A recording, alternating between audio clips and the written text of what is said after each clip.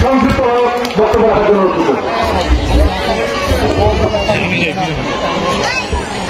করছি। বিসমিল্লাহির রহমানির রহিম।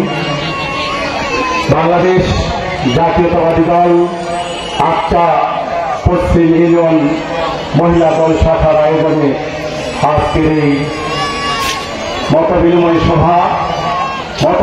সভায় উপস্থিত আছেন বাংলাদেশ জাতীয়তাবাদী মহিলা দল, এই আটটার অগ্নিকন্যা, যার নেতৃত্বে যখন এক সময় রাজনীতিতে আমরা আর দাঁড়াতে পারছিলাম না, সেই মহিলা দলের বিপ্লবী নেত্রী ভরাদুল্লাহর পেরিসের নেতৃত্বে বাংলাদেশ জাতীয়তাবাদী দলের পার্টি অফিস মুখরিত হয়েছিল। আজকের অনুষ্ঠানে সভাপতিত্ব করছেন আপনাদের এই অগ্নিকন্যা জনাব ভরাদুল্লাহর পেরিস। মঞ্চ উপবিষ্ট আছে আজকের অনুষ্ঠানের প্রধান অতিথি বাংলাদেশ জাতীয়তাবাদী দলের কালজয়ী বিপ্লবী মহাসচিব, যার নেতৃত্বে বাংলাদেশ প্রায় ৩০ বছর নেতৃত্বের কঠিন একটি জায়গায় গিয়ে আমরা বাংলাদেশের গণতন্ত্র, ভোট, মানবাধিকার, বিচার এবং বিভিন্ন বিষয়ে মুক্ত করেছিল।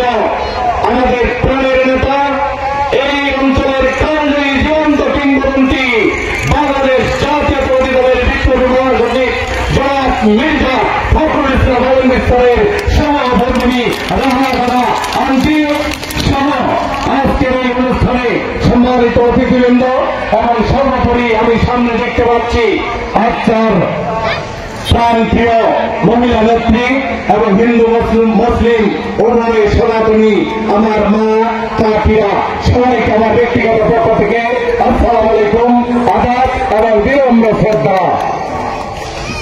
বক্তব্য একদম দীর্ঘ করবো না, শুধু এতটুকু বলবো, আমরা যে বাংলাদেশে দাঁড়িয়ে আছি, এই বাংলাদেশ আমাদের সামনে ছিল না।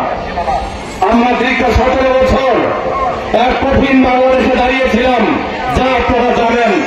আমরা সেই বাংলাদেশের সেই দিনকে সেই কর্তৃত্ববাদী শাসনের কাছে বারবার চেয়েছিলাম ভোট, কিন্তু সেদিন তারা ভোট দেয়নি।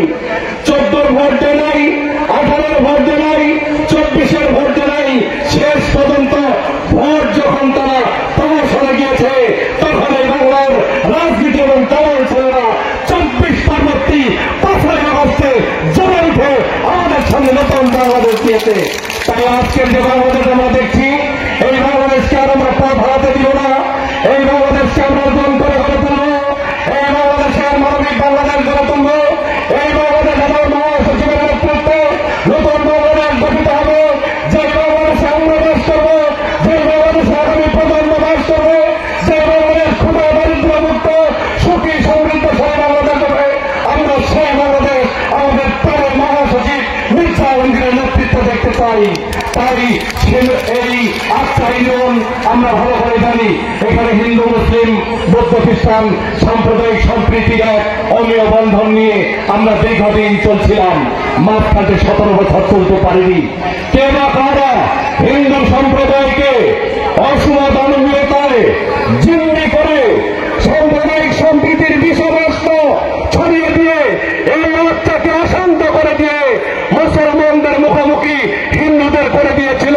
কিন্তু আমরা এখান থেকে মুক্তি হয়ে আমরা এখন ডিফারেন্ট যে বাংলাদেশ পেয়েছি, এই বাংলাদেশে এখন আমরা নতুন করে বাস করতে চাই। তাই আমরা এখন দেখছি আমাদের সামনে নির্বাচন, সেই নির্বাচনে আমাদের প্রাণের নেতা কালজয়ী মহামানব জীবন সায়নের শেষ প্রান্তে মা দাঁড়িয়ে আছে। এই মানুষের কতদিন পৃথিবীর বুকে থাকবে আমরা জানি না, যেহেতু সময় আমাদের সামনে এসেছে, তার ঋণে এই ঠাকুরগা জর্জরিত, আমাদেরকে ঋণ শোধ করে দেওয়ার সময় এসেছে। তাই আমরা আগামী 26 ফেব্রুয়ারি নির্বাচনে ধানের শীষে ভোট দিয়ে আমরা যেন আমাদের ঋণ শোধ করে দিতে পারি, এটি আমার শেষ কথা।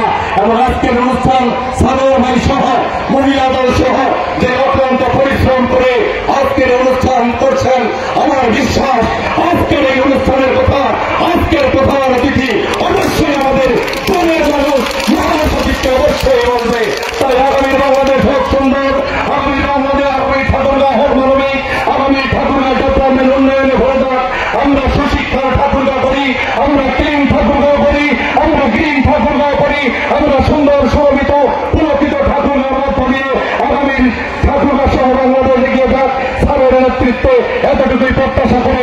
আমার বক্তব্য এখানে শেষ করছি।